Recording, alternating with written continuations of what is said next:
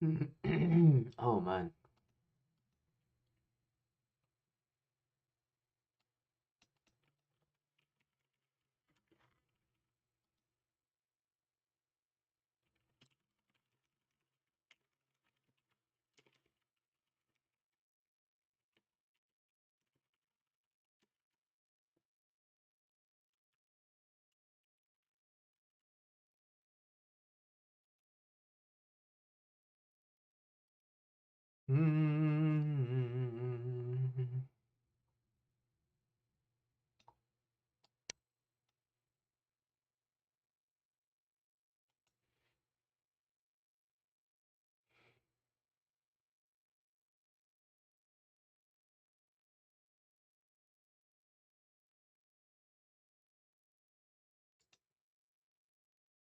Happy Friday and happy International Women's Day to you. Very important. Today, let's make some videos. Oh, I slightly hurt my back yesterday, so I'm in a bit of a pain. But how is your Friday going? Oh, right, it's Friday. Okay, that means I have a little bit of a chore to do. So I need to do a little bit chore. I need to submit my timesheet.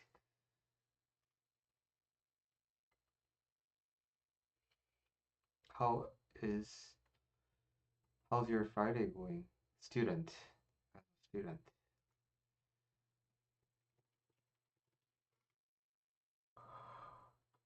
Oh, so sleepy. And it's daylight savings soon in the United States. So many changes are ahead of us.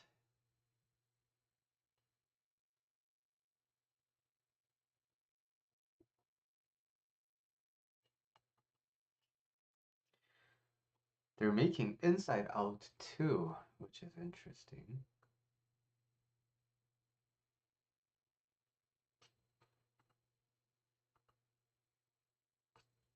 Okay, I'm done with my chore. Your plants started sprouting. My wife is very much into the house pots, the plants, and I have no idea how they work. Apparently, they die if you overwater them. They die if you underwater them, so it's difficult. Oh, that's so cool. Starts on your birthday and ends on your brother's birthday. That's cool. Interesting. Your parents were have a good reminder of when daylight saving is. Okay. Uh, I haven't done some short videos in a while, so today I'm thinking of first of all talking about International Women's Day, but after that I want to talk a lot more about some short videos because I feel like I haven't done those in a while. And I want to. I feel like doing it. My day was today I really had some a bit of a break. So uh two coaching sessions and then I got a lot of work done earlier and I took my dogs to the park. Um which I planned to do for a really long time, but I couldn't because it was raining a lot in California. So I went to the park. Yesterday,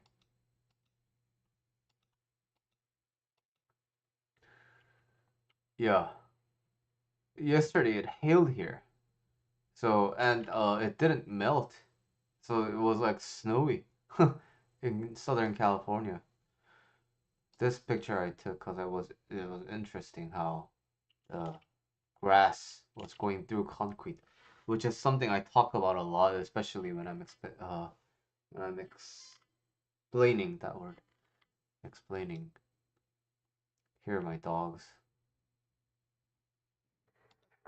Can mute myself. Yep. So this is like a long hiking trail. And I thought they would really enjoy the hike, but Billy is just generally uninterested, and Pudding kept on wanting to go to the other side, which is normally not a problem, but yeah, like that.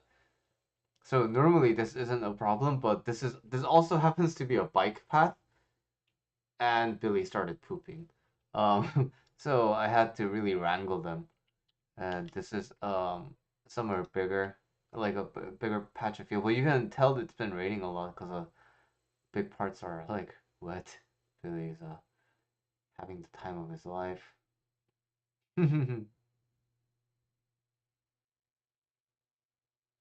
But generally, they had a good day. Some selfie time.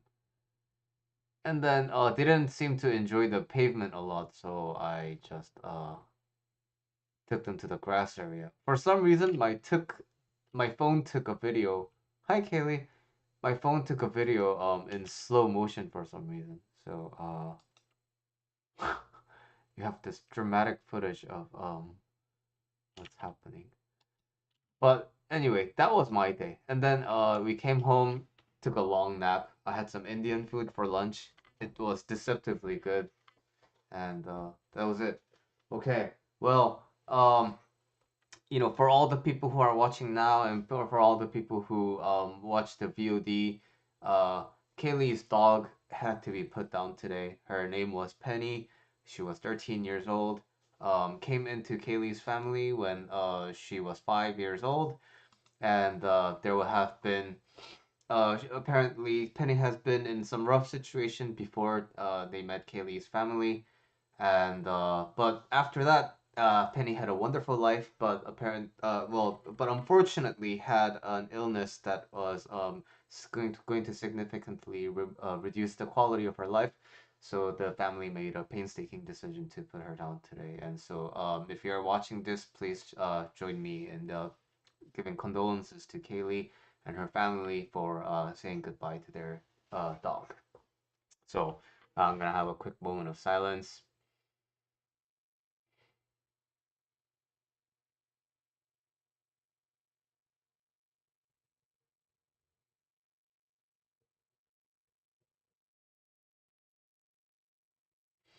Yep. And dogs, these little goofballs, give us a lot of pleasure, but always a reminder that life is short, and we want to make the most out of the moments that we have, not just by ourselves, our lives, but also with those around us. You loved it when it rained or snowed. Yeah, in California, the sun weather is kind of gets old, but yeah, it has been raining uncharacteristically often these days. So crazy times in California. But can't really complain because the alternative is like wildfires and wildfires. So uh, I don't want that to happen. So rain is good. Uh, I'm I'm feeling parched. I'm gonna grab a glass of water. I'll be right back. Glass of water. Glass of water.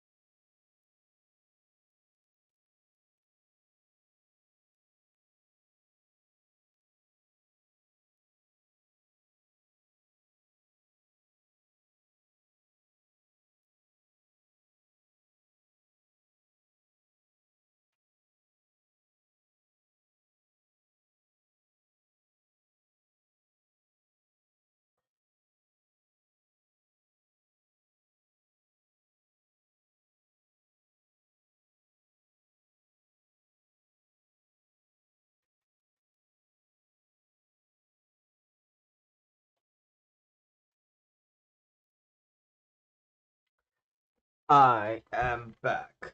Okay.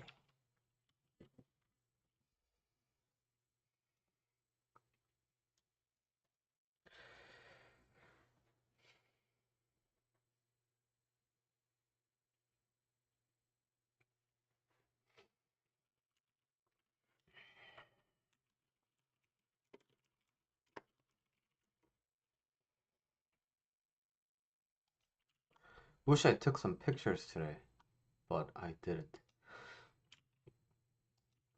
Of the food.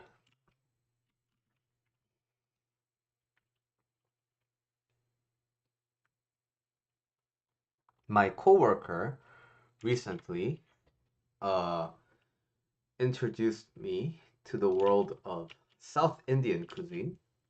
So I was looking for South Indian cuisine near me, but the one that I found closest to me with a reasonable Yelp rating was actually a Sri Lankan cuisine. So I went and had this uh this kind of roti with the curry and this sambal.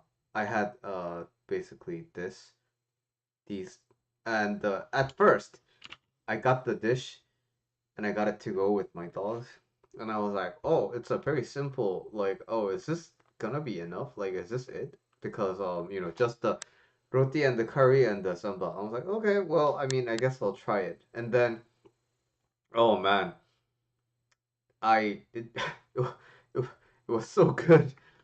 After like the fourth bite, I don't remember how I finished it because I was just like glug glug glug glug. Um, so yeah, this was really really good. I'm planning on trying some other South Indian food as well, along with Sri Lankan food. Um, I want to talk about Women's Day, but I'm trying to gather my thoughts on around what I want to talk about. Hmm.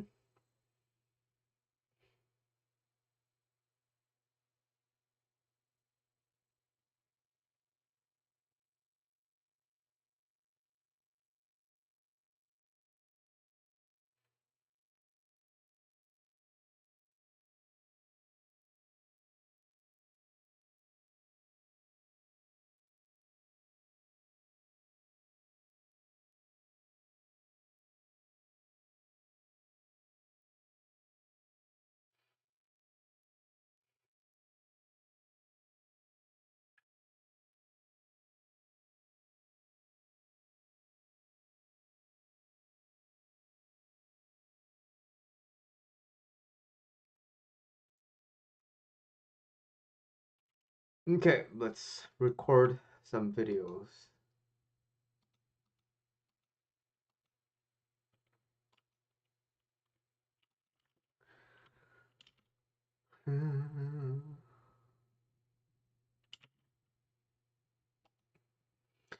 Happy International Women's Day, and I want to celebrate this day because there are half of the world is basically women, statistically and probability wise speaking, and it is demonstrably true that over time, women's rights had to be fought for and won to reach the today's state of equality. And now, while we have legal equality, there are historical consequences of generations and generations of generations of discrimination against women. And now are just like other minorities and just like other um, groups of people with less power. Today, we have a day specifically for celebrating them because even in those times of hardship, they have persevered. And now, for the women, as a man, I don't really have a say in me telling you how to live your life, but being alive as a woman in this world, um, the socialization and how you get treated by the world, both by women and men, I know that there are lots of challenges, but you will keep advancing forward, and I admire your resiliency and I celebrate your perseverance. And for the men, if you celebrate it like me, then I think it's good. But if you are on the side of why do we need a specific day for women's, in the end, it's about us all being happy. And if other groups than you are happy, ultimately that happiness ends up benefiting you because we are all collectively influenced by another. So as a happy man, we can help people, we can help women feel the same kind of happiness, and the more we help women feel happy, the more it makes us happy. So I want us to kind of look at this Women's Day from a world of happiness and um, hoping for a future that doesn't have discriminations as much as we used to before. So hoping for a world that slowly reduces or quickly reduces the ramifications of history of how we used to treat men and women differently. So that is my opinion on Women's Day. Man, can't believe it's March already. My wife is almost um, done with her days in Korea, so she'll be coming back soon. That feels unbelievable. Crazy times. How everything goes so fast.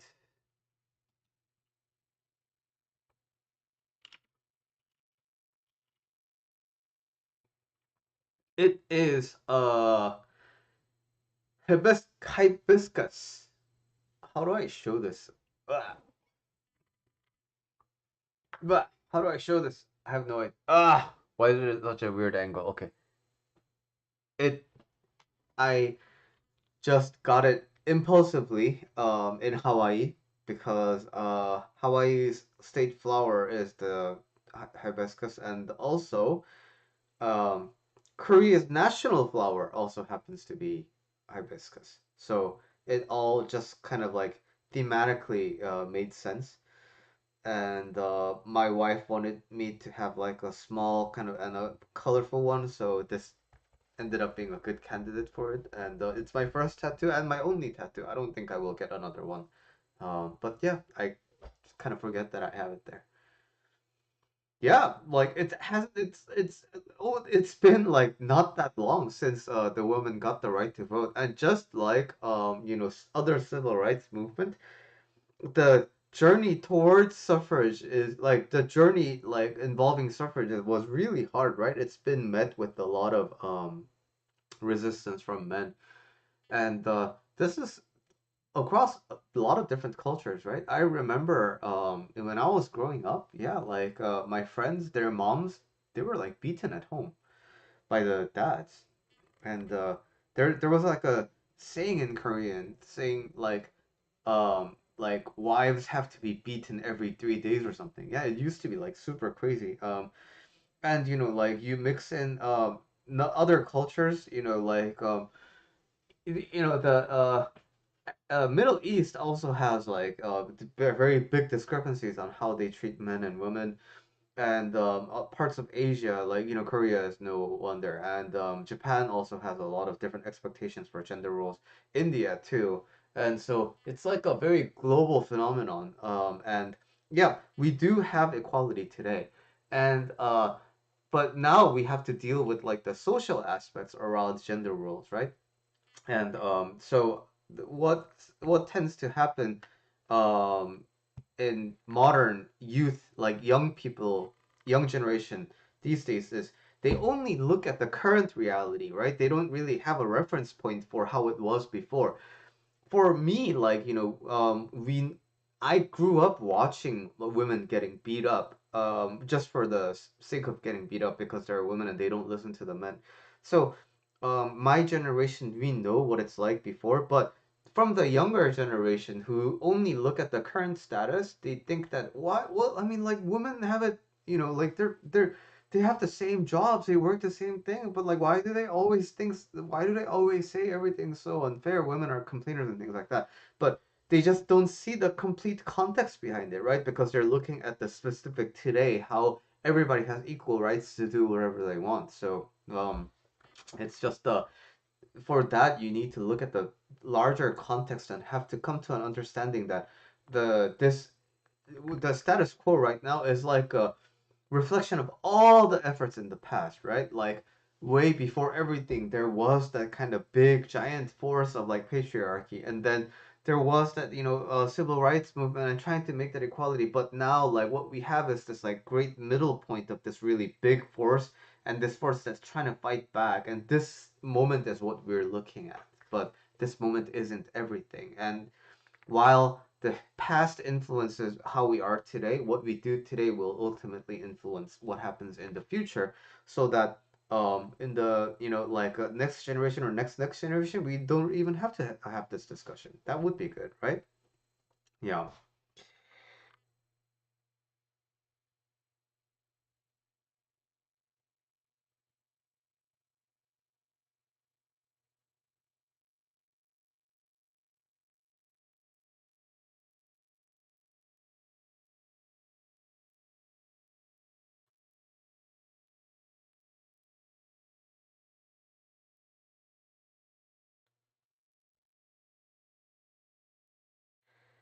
Got a text from my friend because he noticed my back was hurting.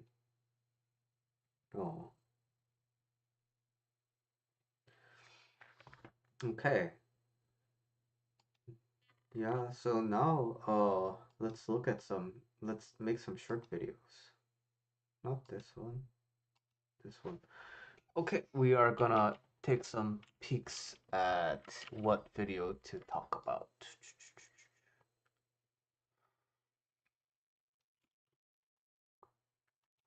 I had a very bad relapse. I went on a date last night.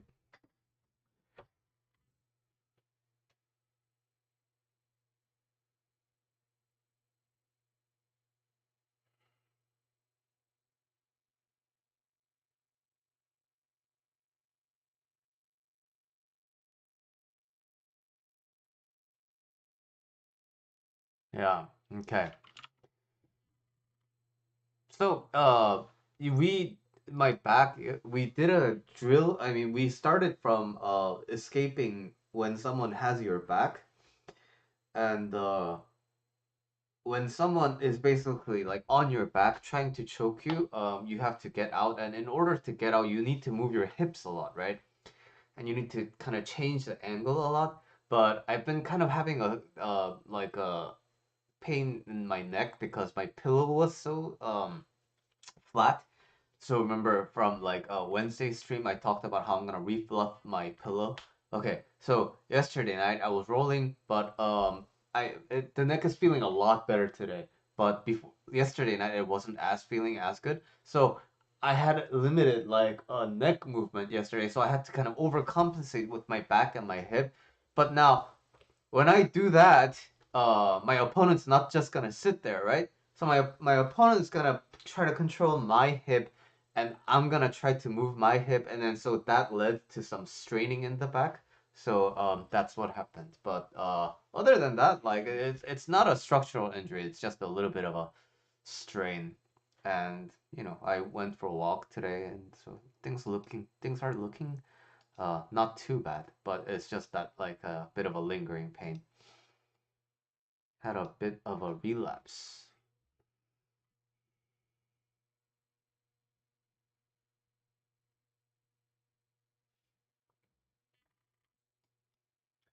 When it comes to substance usage and addiction, it's I iterate multiple times that the important aspect of undoing this kind of symptom is to look at what the addiction is providing to you. When you are drinking, what good do you get out of drinking? Because it has to fulfill kind of an internal need for you to have a reason to consistently go back into it. But something else that really gives me a point to kind of point out is the impulse. So when something becomes a habit, you are not necessarily going to be aware that you are participating in these addictions. So that impulse part is very, very important because you have to be able to tame and get into a relationship of recognizing that impulse. Right now, for this person, they're having the impulse and then a significant delay and then a recognition. But this is a great starting point.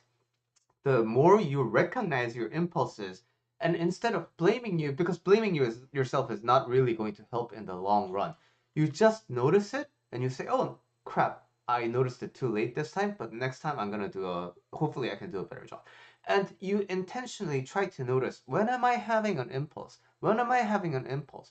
And in the beginning, when you have the impulse and you notice it, it will be hard to stop. But even recognizing that more and more has value. Think of this in the span of a few months and a few years, and just keep working on noticing that impulse. That impulse control is key to working your new relationship with your substance addiction and addiction in general.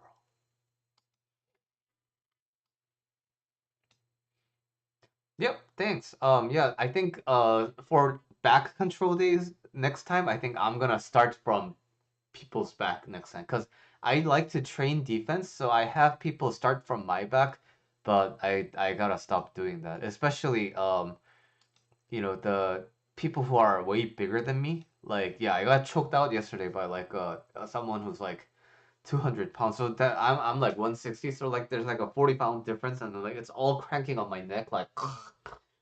I gotta stop making myself so like available to those situations. But that's part of what the sport is. College is the best time for making friendship. Oh, this looks like a fun one. The club is just one friend group who decide to make the club. Your heart a little. Okay. Concept of the club is great, but you can't click with anyone. Club is for career-related paths. So I have something to say about this. So let's say this. I am 5'10". I am 5'10".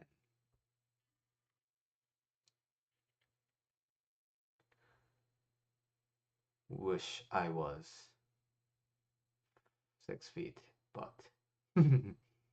my wife always makes fun of me for not being 6 feet. But it's okay. I have legs. I have a torso. That's all. That's what that counts.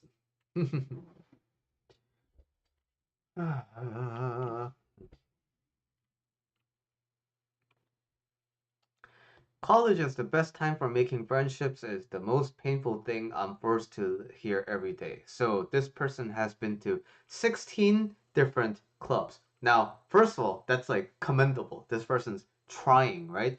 So they're trying. They're increasing their chances of finding the right club and finding the right social opportunities.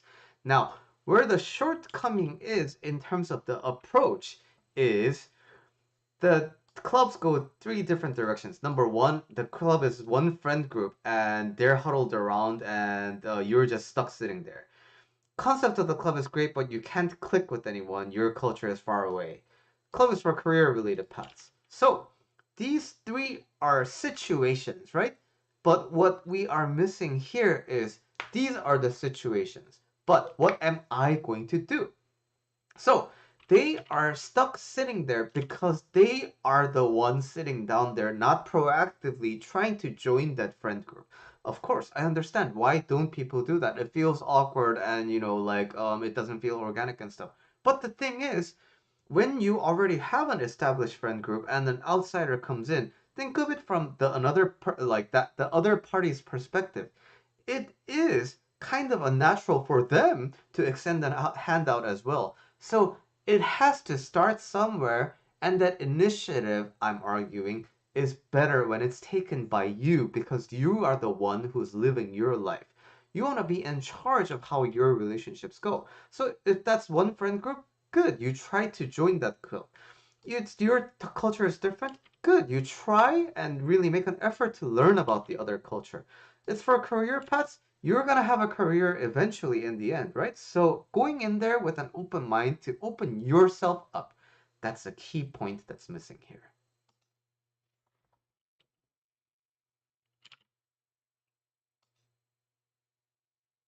Yeah, I remember like I used to breakdance and I remember going to the breakdance club when I joined college, right? And then I remember feeling, oh, well, I mean like, ooh, I can get the dancing and everything, but I just feel kind of awkward, like just kind of sitting here. But so I completely understand why these things sort of happen, but I think that's the kind of the cool thing about jujitsu. Maybe not.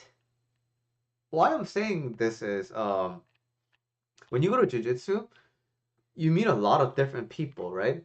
And you're not gonna be friends with all of them.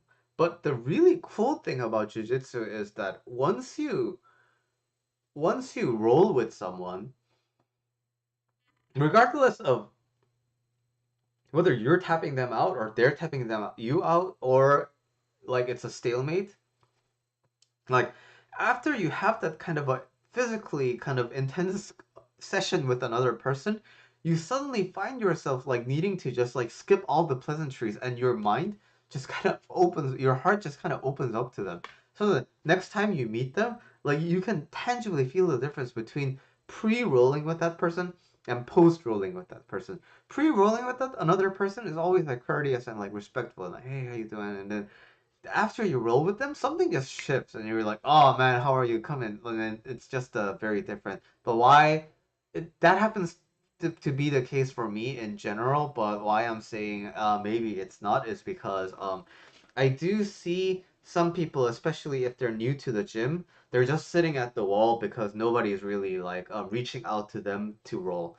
And that's why when I train, I spend a lot of time working with the white belts because it feels awkward to go to a martial arts school, and like, and jiu-jitsu is all about one-to-one sparring. So it can feel really awkward when you don't know how to, like, ask another person how to roll. So um I try to fulfill that role. Either I roll with them, or I always introduce one of my friends to them, and then they start rolling, and then the more and more you do that, the more you kind of expand your friends group. And there's like 50 people. There's like, yeah, 50 people on the mat at my school. So I'm not gonna roll with like 50 people, right? But the thing is, like, on Monday I roll with like six, and Tuesday I roll with like seven, and the longer I train, the more and more I roll at least once with everybody, and then the relationships just get really deeper and deeper, and I just really like the, yeah, vibe that I feel from my jujitsu classes. I go to Jiu-Jitsu Academy, and Jiu-Jitsu is really hard to train on your own because it's a sparring sport. So you know how when you have boxing, you can punch a sandbag, uh, and for other sports you can kind of mimic the movement on your own, but it's really difficult for grappling because grappling requires another person to kind of do it, and judo's a little bit different because judo you can use the rubber bands, and there's a lot of like rubber band specific trainings that you can do because the resistance from the really really thick rubber bands, it really mimics the person's kind of like push pull tension. So for judo you can kind of do that like drills with the rubber bands, but for jiu-jitsu you have, whether it be Japanese jiu-jitsu or Brazilian jiu-jitsu, you need that other person to kind of feel, because you're just rolling on the ground and doing things, right? So that's why you need to join an academy. Sometimes privates too. How did I start this? I was always interested in jiu-jitsu because I've been a big martial arts kind of a head. So like, Bruce Lee, and I'm a third degree taekwondo black belt, and I've always been interested in martial arts. And then I saw and then I happen to be a big fan of WWE as well. The wrestling stuff. Um, like the entertainment wrestling. Like John Cena and like Kane and Undertaker, and like I used to watch a lot of WWE. And then one day, because WWE is scripted, it's entertainment wrestling, right? Wrestling entertainment. And then one day I saw UFC, and then UFC is actual fighting, right? It's like mixed martial arts. So I saw them like punch the shit out of each other, and then they're like bleeding, and like I was like my heart started racing, right? Because it was so real compared to wrestling, and I was like, holy crap! So since then I looked at like mixed martial arts and what they are doing, and I realized that like, oh, like yeah, you can do a bunch of striking martial arts, but if you don't know how to grapple with someone, it's really difficult to kind of do it like, yeah, you close the distance and then you got them on the ground. And then what? If you don't know what to do from the ground, you can't really finish the fight, I learned. And I was like, wow, that's really cool. And then even when I was doing taekwondo, I really didn't like the sparring aspect because it's so physical, right? And like you can get hit like in the awkward places and it hurts, and I didn't like having to beat up other people. But jiu-jitsu is a little bit different because you're not like actively striking them, right? You're controlling them and you're giving them the option to submit. Um, and so it's a very non-violent sport. It's very good. It's very, very good for self-defense, and it's just a very interesting sport. So I was interested, and then one day my coworker I was hanging out with, we were talking about MMA and UFC, and then I said, "Oh man, I want to try jiu-jitsu," and then I found out that they were training, so they were like, yo, I'll find you a school. You're just gonna go there today. And I'm like, okay, I'll do that. And it turned out my school was really near me, and my school is kind of crazy because yeah, it's run by the like legend. It's run by a legend of the sport.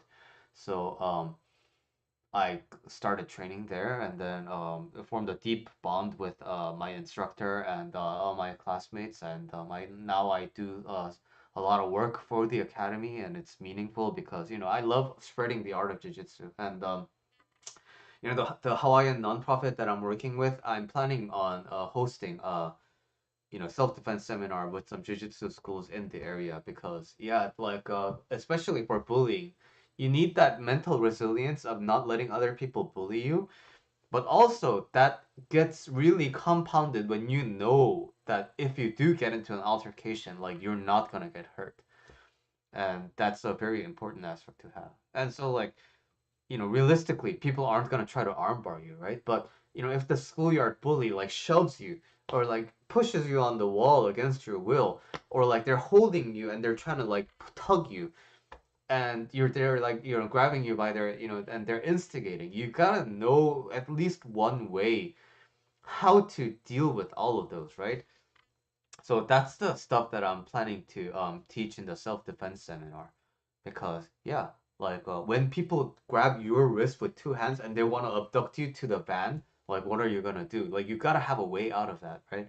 And when people unexpectedly like push you from the back and they start like punch, or they try to throw a punch, or like they try to kick you, you gotta know.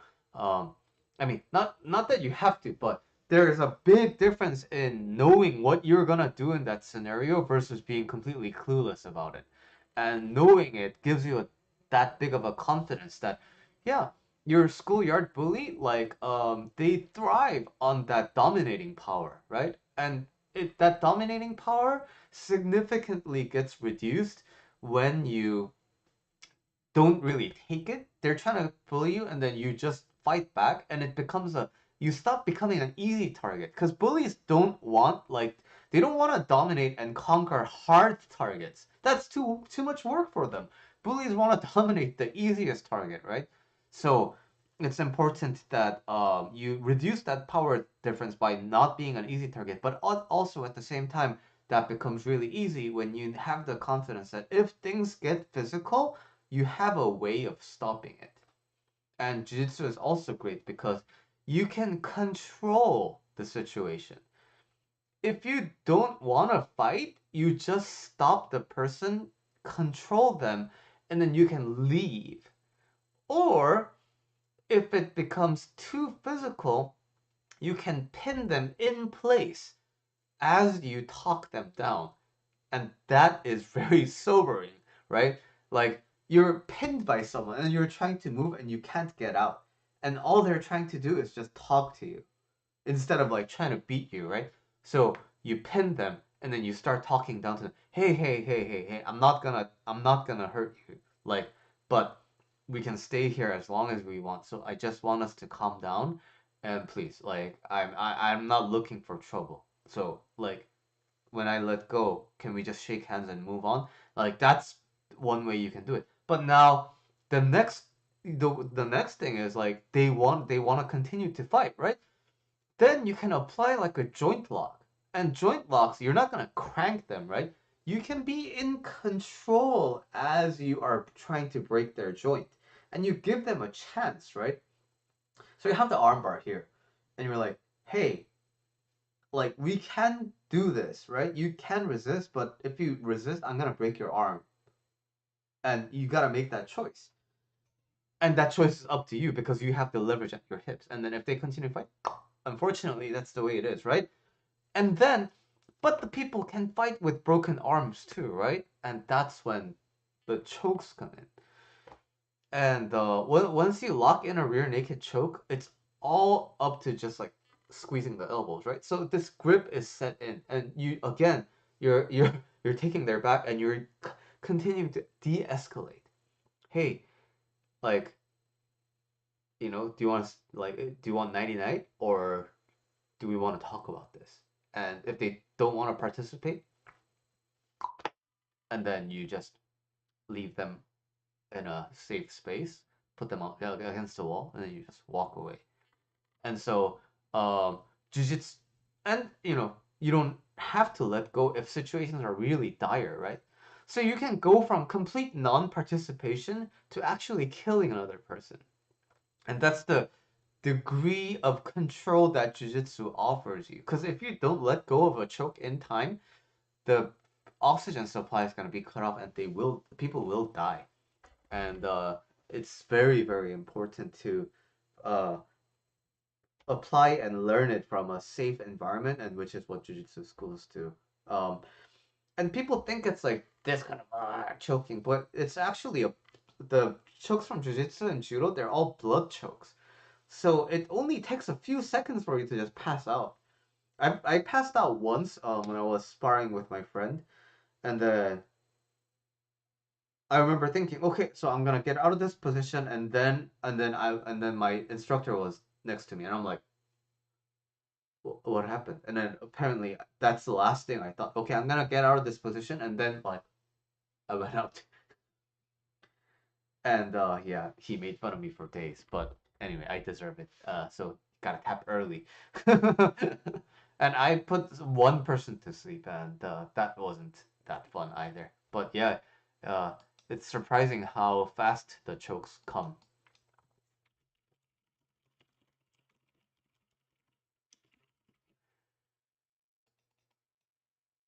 It comes on very quickly.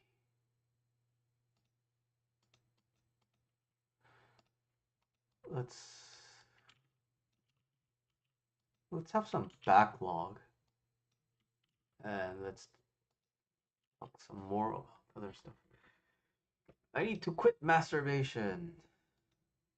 I'm 21. I discovered masturbation since a very early age. I've been struggling since. I don't know how I figured out to do it in the first place, but here I am. I've done a couple streaks which challenge my willpower very hard. And recently, my streaks vary from 7 days to 14 days until the urge becomes too hard to control.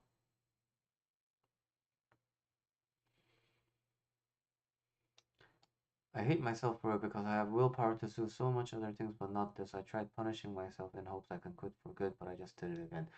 Need tested and working advice. Yeah, but I don't think well, I mean, uh yeah.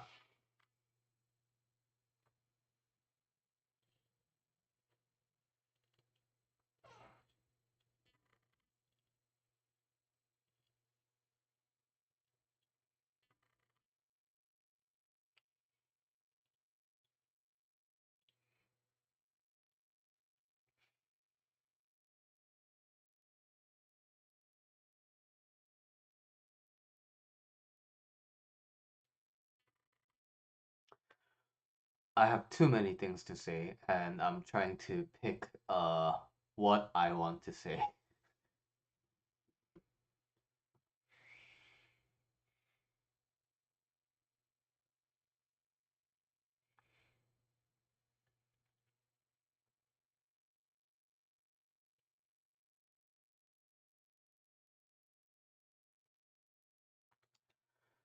when you are trying to control an urge,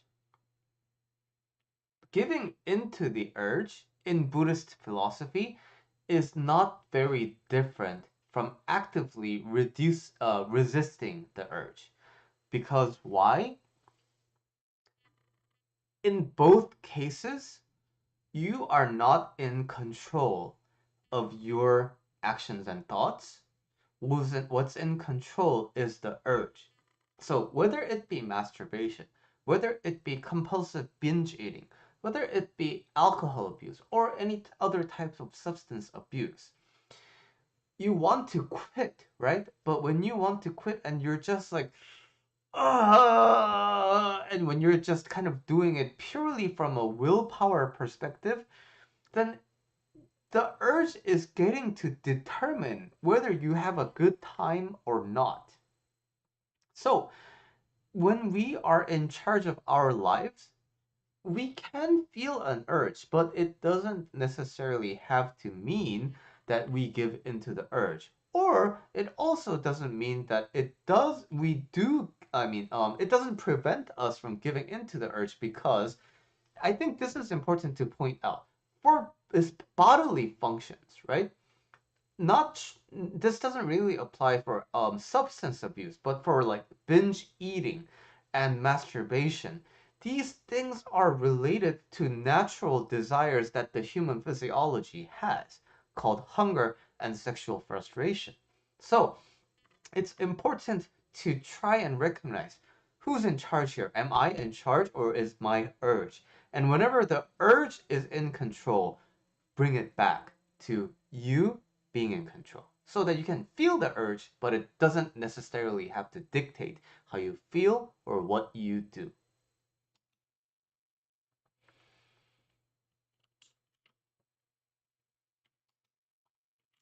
Yeah, the feeling bad about masturbation is a very, very common problem, which I think is kind of interesting to me because at the same time, modern like we are kind of at the peak of pornography, right? Just because of digital advances, like adult material is now kind of like it can be user generated now. It doesn't have to go through a production.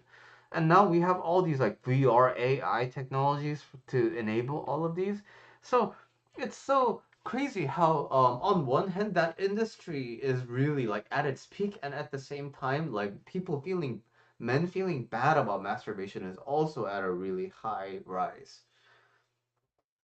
Think that's the kind of an interesting observation. It's like I don't know, maybe is it like the food industry hitting its peak and then more people having eating disorders? Um, I'm not sure. It's a funky situation in my belief.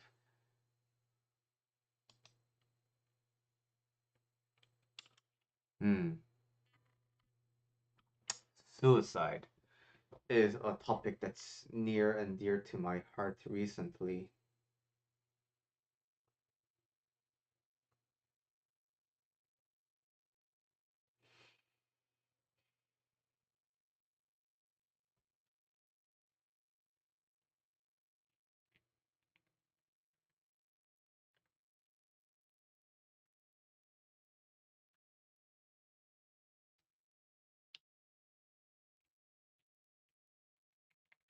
Because ultimately, suicide is an issue about your perspective about the point of life.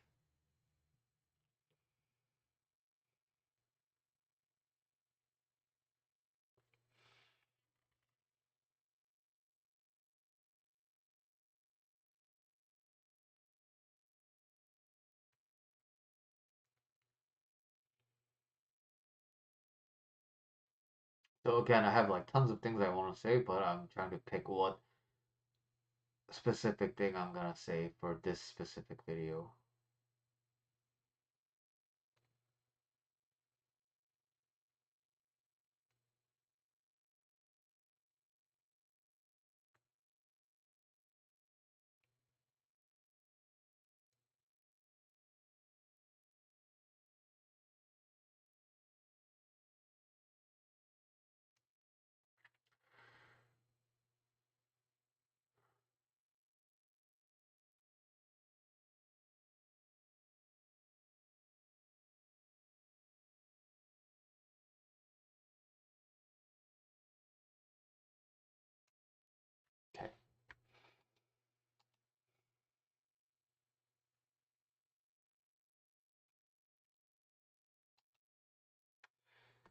Buddhist philosophy tells us that nothing is inherently wrong, nothing is inherently good. Everything is void of an inherent quality to it. Which means, in this grand um, perspective of the void, suicide itself isn't really like a bad thing. But I do have arguments against suicide, and why would that be? So, we are all part of nature and the world and the universe in general, right? And what's one global rule that everything in this universe is subject to? It is death. As long as you are alive, you will die. Every person who has ever lived has died. And it's just not limited to person. Everything that has had a life died. And there is no way around it. But just because you know this as an animal, there's no other species that actively participates in expediting that process of death intentionally.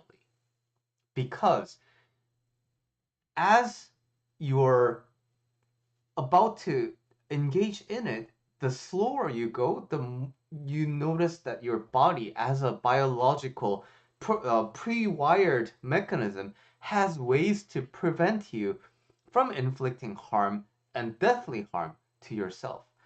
But the human mind is capable of a lot of powerful things, and the powerful thing that unfortunately it is capable of is convincing you that we cannot go on. There is no further point in existing. And furthermore, not only is there no point in further existing, actively existing is a punishment. And so the more you stay alive, the more you are punished. And when the mind develops this idea stronger and stronger, ultimately, um, from statistical studies, what ends up making an ideation into an actual attempt is a concept that was explored in a few videos ago: impulse.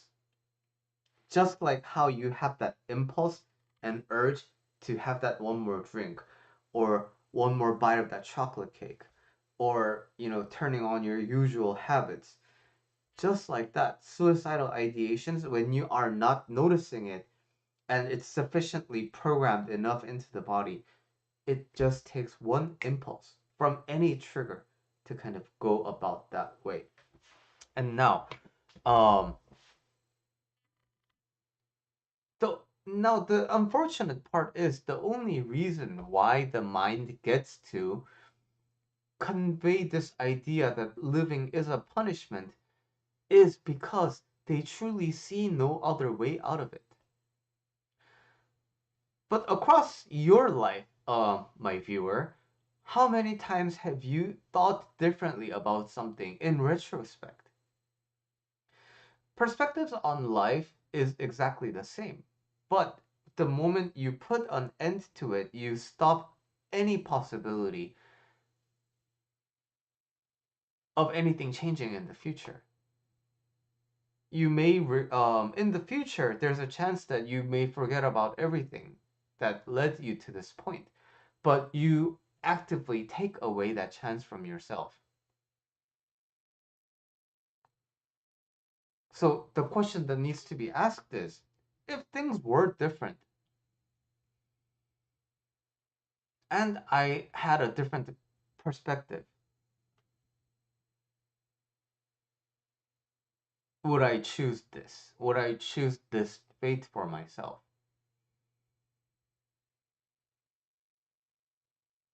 And that question is hard to answer by themselves without um, external influence and external help, because it's akin to being very, very physically ill. When you're somewhat ill, you can still take care of yourself. But when you are critically ill, you need the help of others to carry yourself forward. And so reach out to your suicidal friends if you don't know them, or if especially because you don't have a surefire way of knowing them, reach out to your friends. And if you find that there are people bullying other people, be a helping hand and resist against bullies. And if you see someone not going through a good time, even if it's a pleasantry, just offer them time and offer them some of your presence. And I think that will go a very, very long way. And if you are watching this video and you are having suicidal ideations, or you are contemplating, or you have at least attempted, please, you are not alone. You can email me at any time for whatever reason at billy@julylifecoach.com. You know, I have a someone in my email list who replies back to my emails and uses me as a accountability partner. So they just write down the to-do notes and then they send it to me and they give me a status update on how that to-do list and commitments went on. Um, and people utilize my time in very creative ways, and I want to offer you my time as well. So if you feel like alone, if you feel like you are alone and there is no hope, please reach out to me, billy@julylifecoach.com. If I knew where you are, I would reach out to you, but at this moment, I don't. So help me out and talk to me.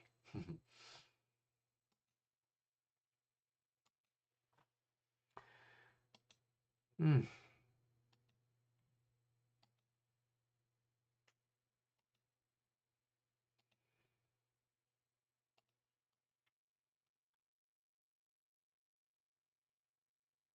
Okay, I think that is about enough of the Reddit stuff.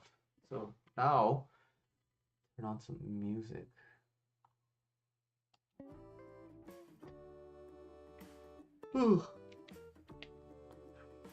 And yeah, I want to write an email. So I'm gonna just turn on my browser and write some emails. Ah, it's the 8th already. It's insane. Insane.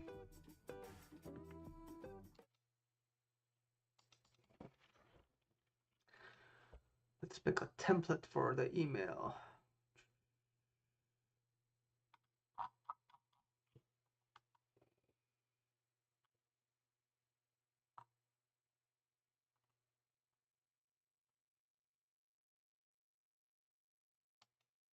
Nah. Let's pick this one. Okay.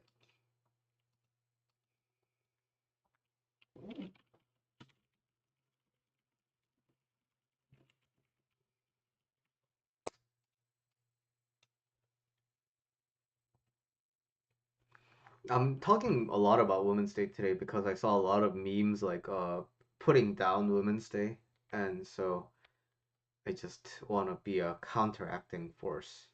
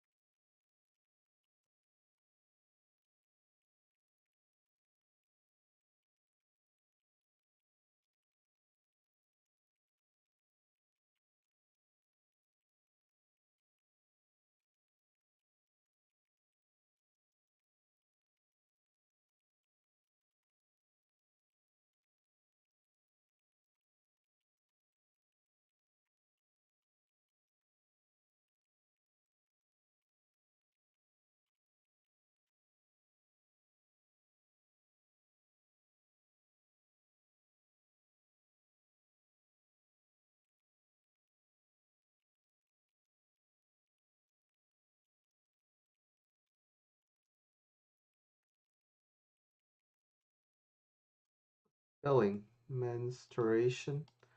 Menstruation. Okay.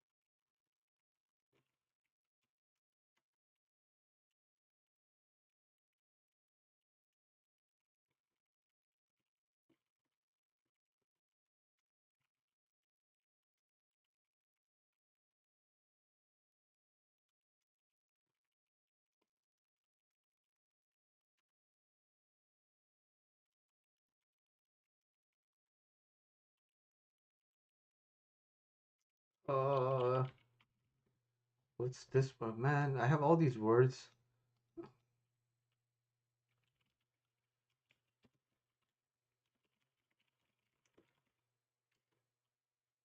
Cystic acne. Uh,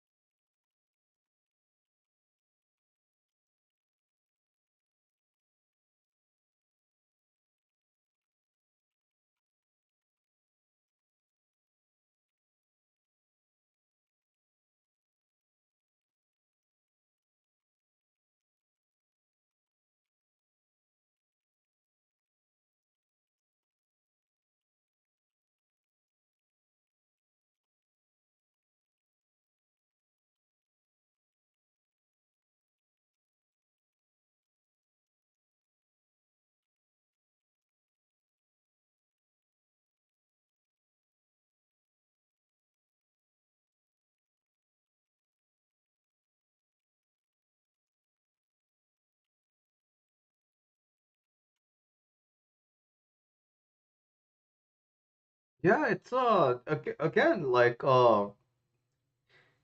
I don't I don't think men really get to know how fucked up things are. I really think if they really live a life in a woman's body and the woman's experience, I don't think they would act that way.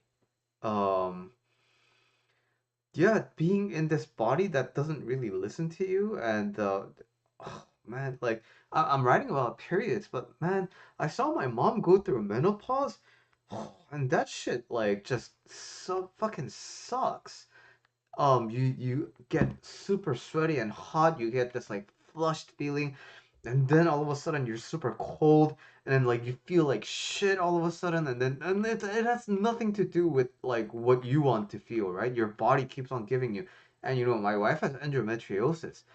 Oh man, endometriosis just fucks you up like every month. And my wife, like, she lived her entire life in pain because of endometriosis. And on top of that you have like, you know, pay issues, and you on top of that you have like the general perception of women, and on top of that you have the physical strength discrepancy, and on top of that you have like woman to woman kind of like you know, relationship stuff to think about, right? Like ever since we had that talk with Julianne, I've been noticing a lot of people having that kind of like a sister wound of like feeling really conflicted and having really complicated emotions with other women. And man, just I mean, being a woman, I think it really just at this moment it just comes with a lot of sucky things. And could I argue the same thing about men? Of course, there are things that come hard for men, and being a man sucks a lot, some like many times. But you know, ultimately what makes both experiences suck is the same thing. We're on the actually the same side here. It's the patriarchy, right? And our perceived notion of gender roles, and again how it has constantly dominated the experience over time in history. So, you know, we are having the current times are a platform for equality. So, of course, we have to look at the future, but we gotta recognize that what pits us against each other is the same thing. So we're kind of fighting the same fight. Mm.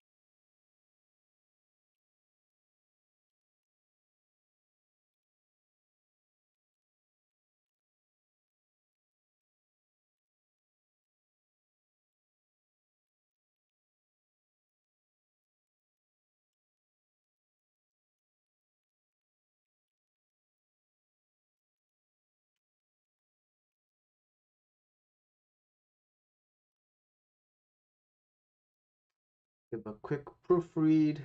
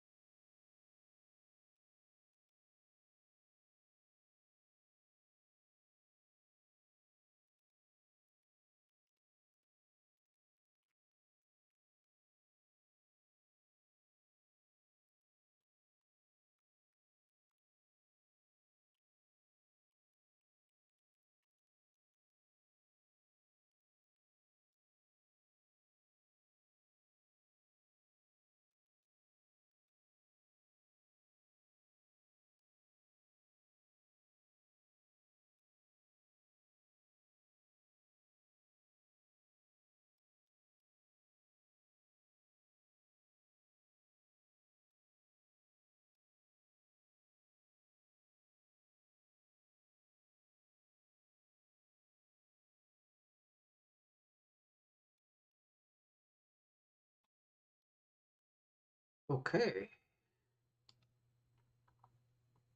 I have been wanting to send an email,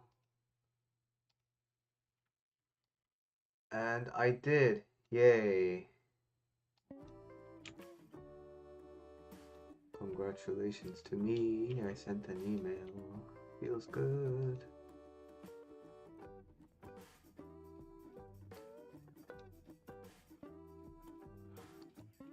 All right.